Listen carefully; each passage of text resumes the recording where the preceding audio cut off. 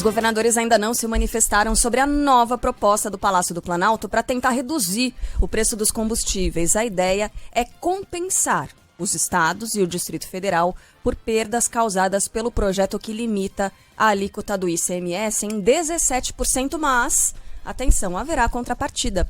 Em troca, os governos estaduais teriam que zerar o ICMS sobre diesel e gás de cozinha, uma medida que valeria até o fim desse ano, até 31 de dezembro somente. E a gente tem mais informações chegando de Brasília com o João Pedro Melo. Diante da dificuldade de acordo sobre a redução das alíquotas de ICMS, o governo federal anunciou que aceita compensar os estados pela perda de arrecadação dessa medida. Porém, como contrapartida, o executivo vai exigir que os 26 estados e o Distrito Federal derrubem a zero a alíquota do ICMS sobre o diesel e o gás de cozinha. Foram várias reuniões sobre o tema, que também deve ser analisado em um projeto que está no Senado Federal e que quer fixar a alíquota do ICMS em 17%. Durante o anúncio, o presidente Jair Bolsonaro destacou que a redução do preço na ponta da linha vai depender de ações do Congresso Nacional. Desde que os senhores governadores entendam que possam também zerar o ICMS, nós, o governo federal, ressarciremos aos seus governadores o que eles deixarão de arrecadar. Também na gasolina e no etanol, lá no projeto de lei complementar, cai para 17% o ICMS e o governo federal se dispõe a zerar o seu tributo federal, PIS, COFINS e CID. Ou seja, a gasolina também deixaria de ter imposto federal. Bom, para explicar, porque ficou complicado de entender, mas é o seguinte: a ideia é que governadores concordem com esse projeto no Senado e aí passe esse projeto limitando a alíquota do ICMS em 17%. Aí, governadores concordando com isso, o governo mandaria uma PEC. E nessa PEC, né, para ter a contrapartida, os governos estaduais teriam de concordar também em zerar o ICMS sobre diesel e o gás de cozinha. Será que governadores vão concordar com tudo isso? Bom, dificilmente, porque o ICMS é a principal fonte de financiamento dos estados brasileiros. Exatamente. E num ano eleitoral, né? É o dinheiro do qual os estados, exato, dependem para investir em saúde, para investir em educação, para investir em segurança pública. É um imposto muito mais importante para os estados do que qualquer tributo para o governo federal. Aí tem a questão da compensação. E aí a gente passa para Paulo Guedes. Exatamente. Paulo Guedes falou que tem um dinheiro ali reservado para isso.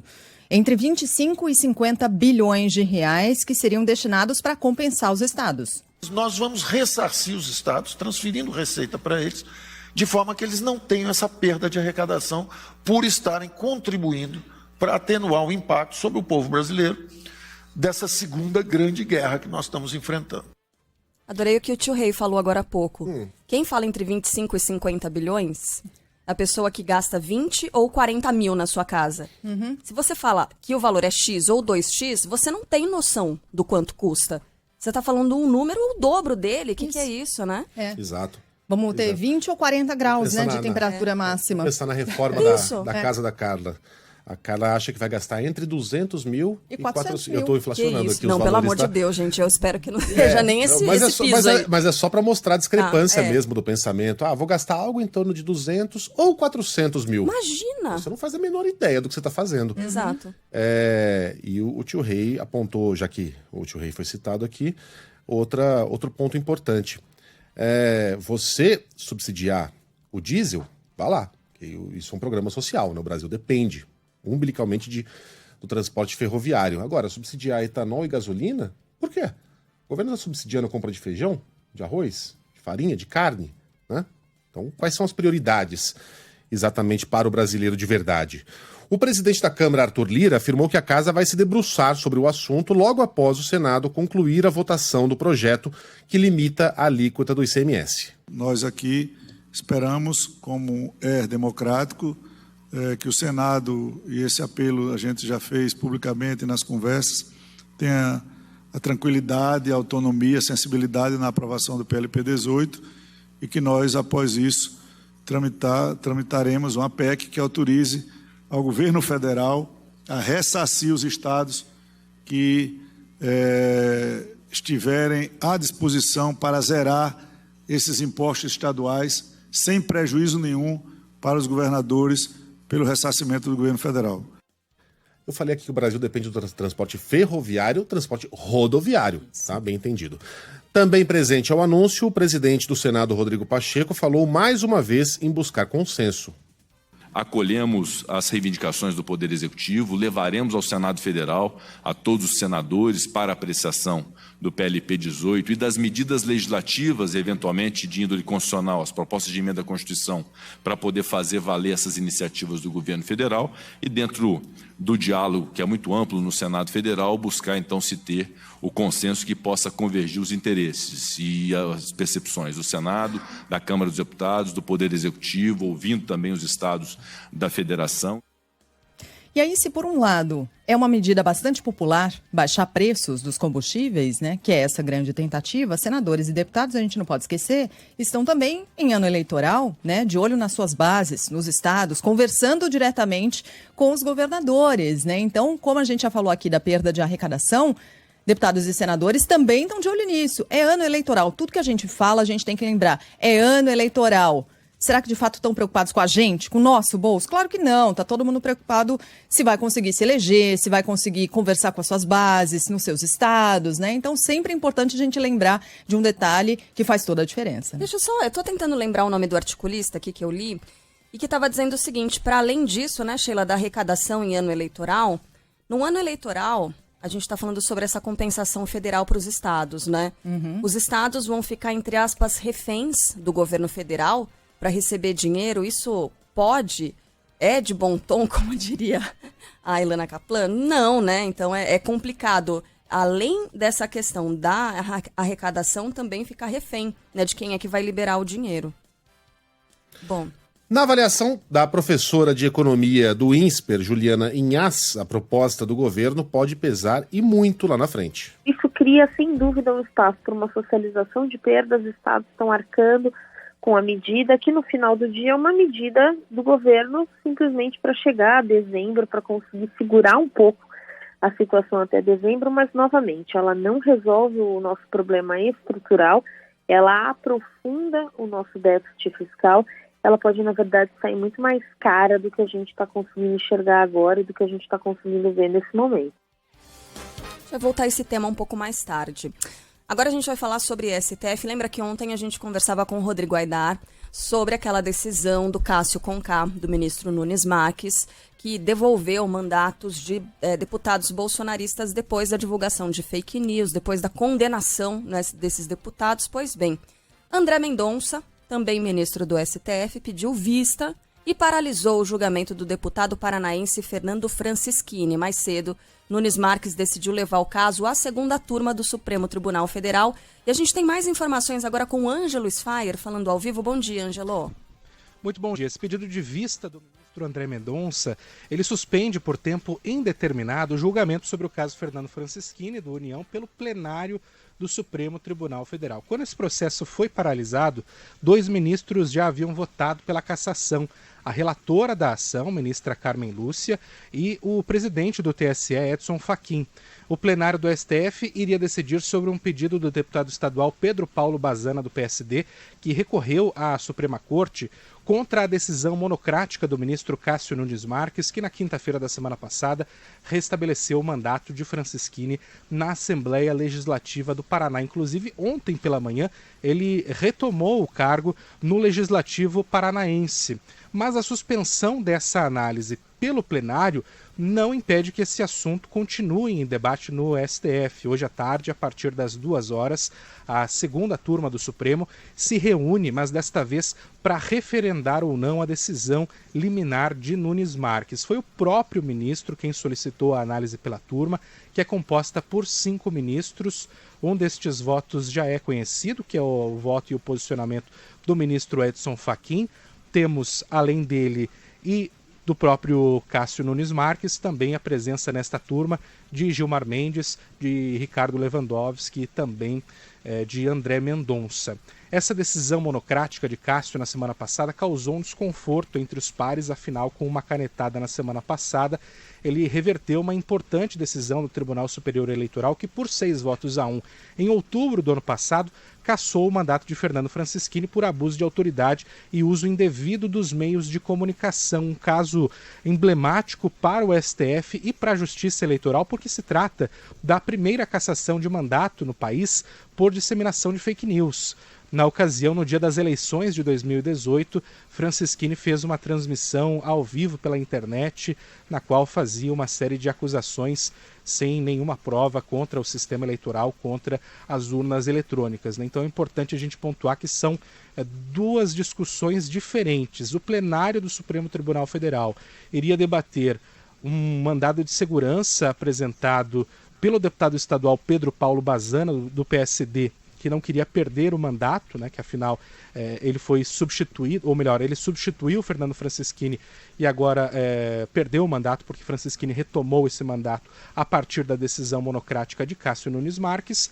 E há também uma segunda discussão, que é essa discussão da segunda turma, que permanece, apesar do pedido de vista de André Mendonça, que é a decisão da turma sobre a decisão monocrática de Cássio Nunes Marques. Na gaveta, por enquanto, né? Então a gente vai voltar a essa discussão, sabe-se lá quando.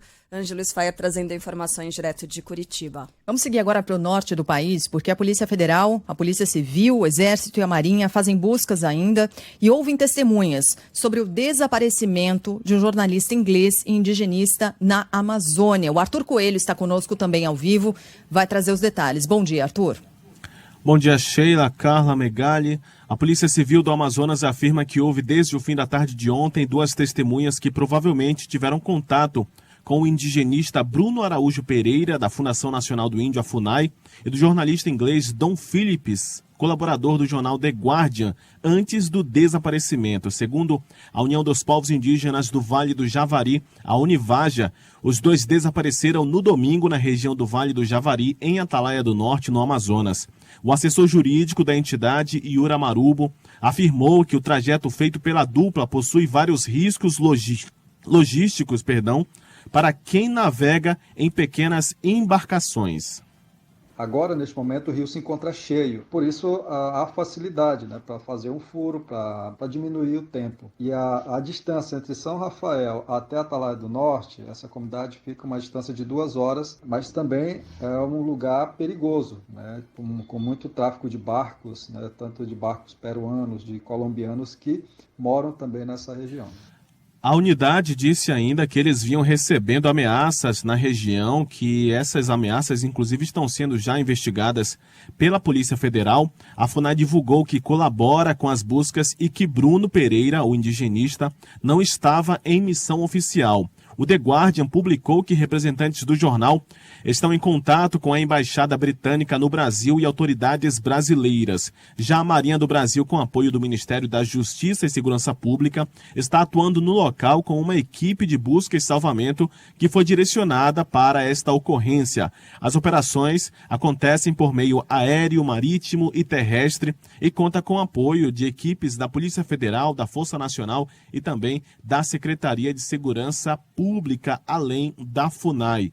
O delegado Alex Pérez, da Delegacia Interativa da Polícia Civil, montou uma força-tarefa entre policiais militares e civil, além de voluntários, para intensificar as buscas na região que já foram iniciadas. Nós questionamos também o Ministério Público Federal e o órgão disse que instaurou um procedimento administrativo para a apuração e está intermediando essas ações de buscas. Bom, o assunto está na capa do Guardian de hoje. A Embaixada Britânica no Brasil já foi acionada, já virou uma questão diplomática. O jornal traz hoje uma entrevista com a esposa do Don Phillips, a Alessandra. Os 2 moram em Salvador e ela faz um apelo aqui às autoridades brasileiras, dizendo que a família está desesperada e afirmando que cada segundo conta, pedindo ações urgentes para que o Don Phillips seja encontrado. E, o Arthur, eu estava vendo, essa é uma área muito tensa, né, da floresta amazônica, uma área de garimpo ilegal, pesca ilegal, atuação de grupos narcotraficantes, é uma área que o próprio Exército tem dificuldades para monitorar. Mais um problema, né, para que as buscas sejam realizadas, né? Sem dúvida. É um local que fica muito distante da capital amazonense, então para chegar àquela região é de difícil acesso e somente por meio de embarcações, né? Inclusive, algumas forças de segurança de Tabatinga, ali nas proximidades da cidade de Tabatinga, foram deslocadas para a cidade de Atalaia do Norte para dar esse apoio na operação de busca, né, para tentar encontrar o indigenista e também o jornalista, para dar esse apoio, né, até a chegada da força de segurança. Dá para seguir por meio aéreo também, mas fica muito difícil aquela localidade, aquela região justamente onde eles desapareceram. Valeu, Arthur, até já. Central de Ouvintes, Band News FM. Elaine Freires é responsável pela nossa central de ouvintes, Ricardo Boechat, aqui no estúdio da Band News FM, para trazer informação de reclamação de queixas de pais e mães de crianças com autismo, justamente apontando, né, esse aumento de até 80% nas cobranças nos planos de saúde. Elaine, bom dia. Bom dia, Carla. Um valor abrupto, né, que realmente chocou muitos familiares. O contador Alexandre Nascimento, por exemplo, nas últimas semanas ele está tentando o quê? Adequar o orçamento da casa, desde que o plano do filho, diagnosticado com um transtorno do espectro autista, sofreu esse reajuste de 80%. A mensalidade subiu no mês passado de R$380 para R$700. Eles mandaram um e-mail, depois tentaram fazer um contato telefônico conosco, só para explicar que é um ajuste autorizado. Nós entramos em contato com a ANS falou que sim, eles podem fazer esse aumento. E esse caso chegou para a gente aqui, né, Megali? Exato. O nosso ouvinte mandou mensagem para cá, indignado, comentando a situação. A gente foi atrás e até a nossa corrente do bem aqui, porque um outro ouvinte também, o Thiago Silva, que é advogado, procurou e está ajudando também nos bastidores, porque de fato as famílias elas ficam muito vulneráveis, né, e sensíveis neste momento. Imagine só, o filho do Alexandre, por exemplo, ele tem 8 anos, faz sessões diárias de psicopedagogo, fono, terapias ocupacionais, e esse alto custo do tratamento para autistas faz muitas vezes com que as famílias não consigam o cuidado adequado no país, né? Então, o filho do Alexandre, ele tem esse plano que é por adesão, que é oferecido para grupos. Esse modelo, atualmente, ele é negociado com os convênios por meio de uma administradora de benefícios, e o reajuste desse tipo de plano, assim como dos coletivos, não depende da Agência Nacional de Saúde Suplementar. Por isso que choca, né? A gente fala, poxa, 80%? Então, independe mesmo. Ou seja, não tem esse limite para o percentual do aumento. O superintendente executivo da Associação Brasileira de Planos de Saúde, Marcos Novaes, acrescenta que os novos valores são necessários para equilibrar os gastos no setor. No ano passado, na conjunção de fatores, onde nós tivemos redução nas mensalidades e um aumento muito grande das despesas, fez com que, inclusive, a gente tivesse desequilíbrio nas carteiras. As despesas já estão maiores do que as receitas. Então, isso reforça ainda mais também a importância da gente, para todos, do reajuste. Lembrando, né, que no mês passado a Agência Nacional de Saúde Suplementar autorizou o aumento de 15,5% no caso dos valores, no caso dos planos de saúde individuais e familiares. A Associação Brasileira de Planos pontua que em 2021 o setor teve um reajuste negativo, queda de 8,19% nos preços. Em 2022, segundo a entidade, os valores vão subir por causa do aumento da procura por serviços médicos com isolamento. Muita gente, né, deixou de marcar consultas, exames e cirurgias, né, não urgentes. Advogados consultados pela nossa equipe aqui da Central de Ouvintes apontam que uma forma de tentar amenizar o atual cenário, mesmo no caso de crianças com espectro autistas ou você que tem plano de saúde, é sempre analisar o atual contrato, né? Outro caminho é buscar a portabilidade. O cliente pode contratar um plano de saúde da mesma operadora, de uma operadora diferente, sem a necessidade de cumprir novos períodos de carência ou de cobertura parcial, são outras alternativas. A gente ficou muitíssimo satisfeito, né, quando esse contato do Thiago aconteceu, porque foi em questão de 20 minutos que o Alexandre mandou a mensagem. A gente agradece ao Alexandre. E o Thiago ouviu na rádio, entrou em contato com o Pablo, já havia feito ali, enfim, um tinha o contato do outro, o Pablo teve o contato de todo mundo, coisa de louco, e disse que ia ajudar.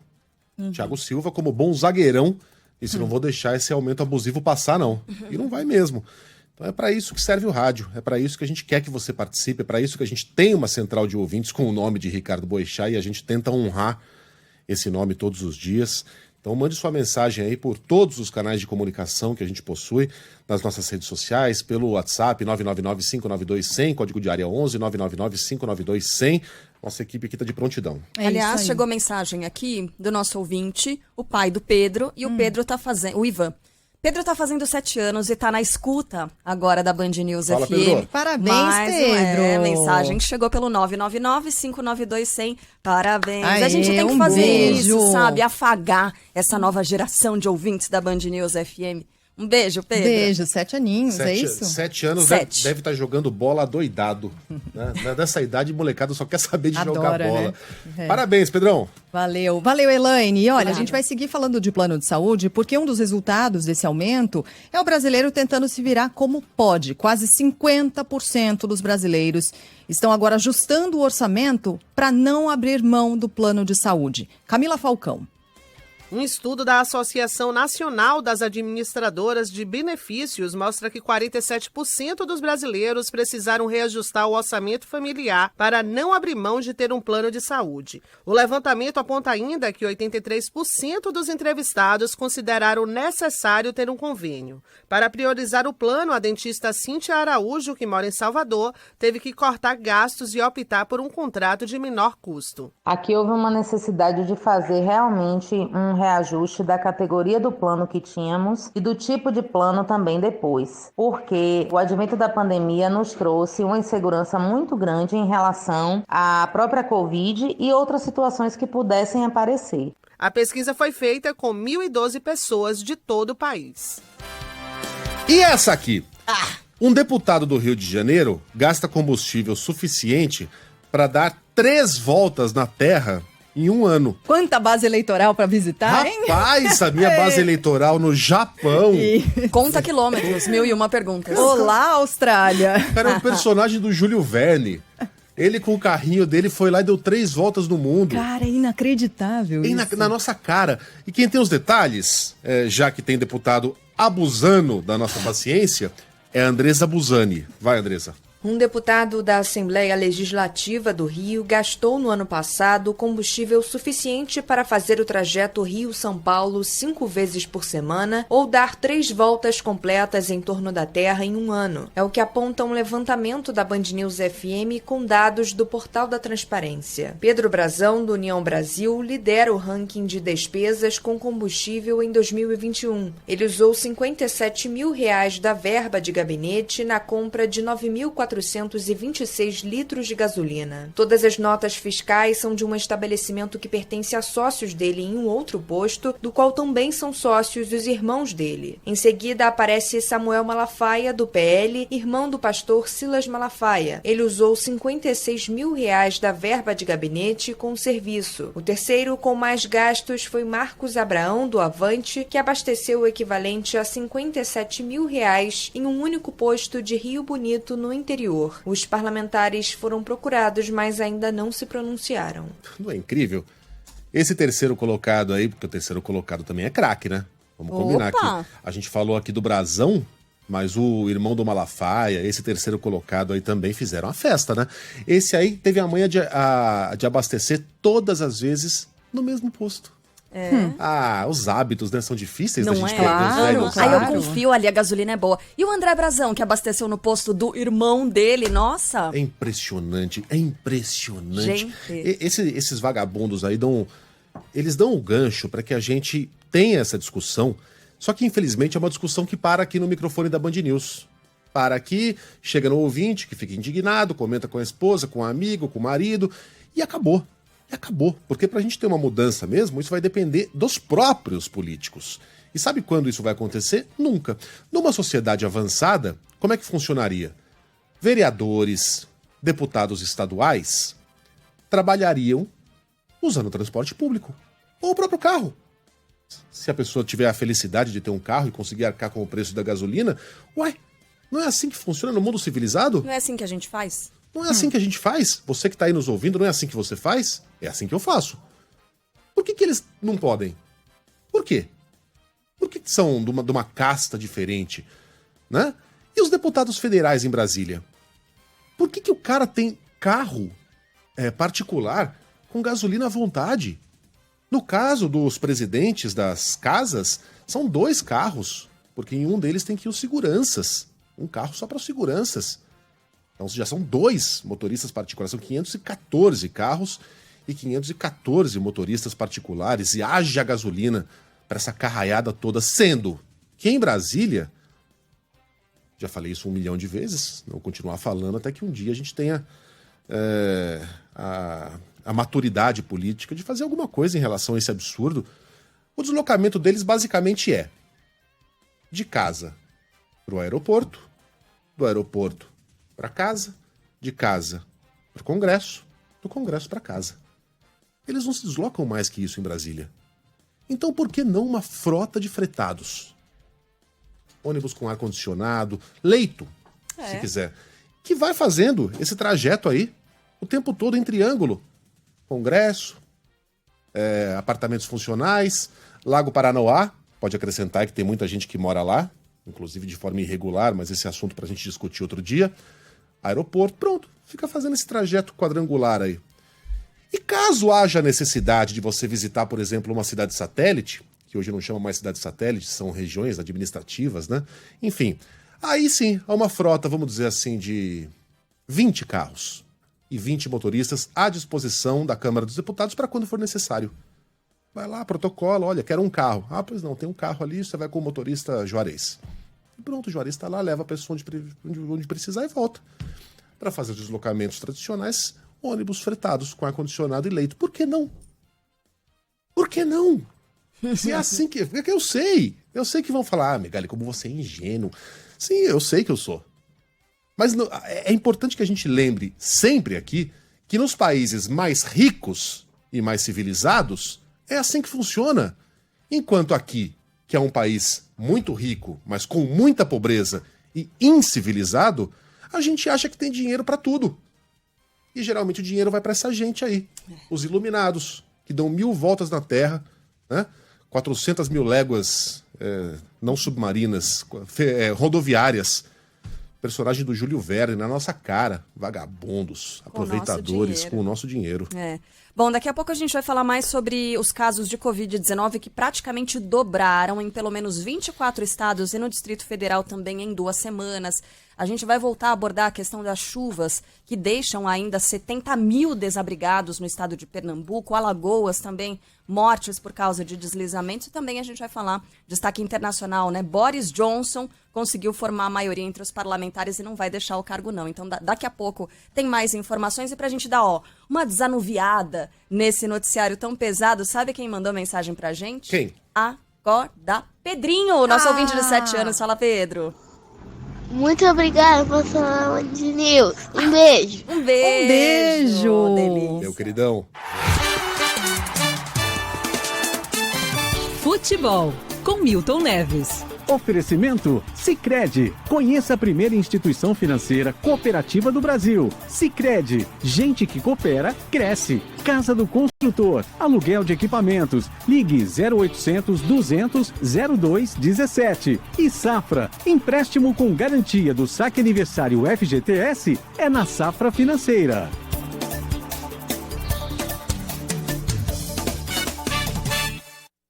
Fala, Milton, bom dia. Oi, Megali, sofredor, torcedor do São Paulo Futebol Clube. Como é que vai, Carla Bigato? Aquele abraço pra vocês. Já prepara o Barão, que daqui a pouco vamos falar com o Barão também, Eduardo Barão, lá na capital do mundo, que é Nova York. E como é que vai, Sheila Magalhães, nossa primeira-ministra? Agora o Botafogo ontem foi uma vergonha. E eu quero falar disso. Botafogo ganhava de 1-0 e perdeu do Goiás 2-1 porque o Tadeu, o goleiro há muito tempo, desde o interior do Paraná, de Araraquara da Ferroviária e há um bom tempo em Goiânia, ele é um goleiro espetacular. Agora hoje temos futebol também, é claro, né? Vamos acompanhar Cuiabá e Corinthians. Corinthians ganha de 2-0, é líder. Até umas semanas mais aí é líder. Depois, se não abrir os olhos, cai para a Série B. O time do Corinthians é muito ruim. E o América Mineiro recebe o Ceará e vai perder. O Ceará não é bobo, não. Ceará 1, América 0. E Juventude Atlético Paranaense, não precisa nem jogar, vai ser 1-1 lá na Serra. O Atlético Goianense lá no Paraíso Verde Plano do Brasil, o meu estado de Goiás. Atlético Goianense ganha do Avaí por 2-0. Bom, agora vamos falar do Red Bull Bragantino contra o Flamengo. O Flamengo só tem panca, só tem fama, não tá jogando é porcaria nenhuma. Mas o Red Bull Bragantino tá muito mal, então o Flamengo vai ganhar por 1-0, porque a crise na Gávea é enorme. Enquanto não mandar aquele técnico português ruim de bola lá, eles vão continuar aí, sabe, voltando aos tempos de Michila. E o Fluminense recebe o Atlético Mineiro e vai perder. Atlético Mineiro 2, Fluminense 0. E o Santos Futebol Clube pega amanhã o Internacional e o Santos vai ganhar por 1-0, tá bom? Então é isso aí. Grande terça-feira e hoje tem bola rolando pra variar. Tchau, gente.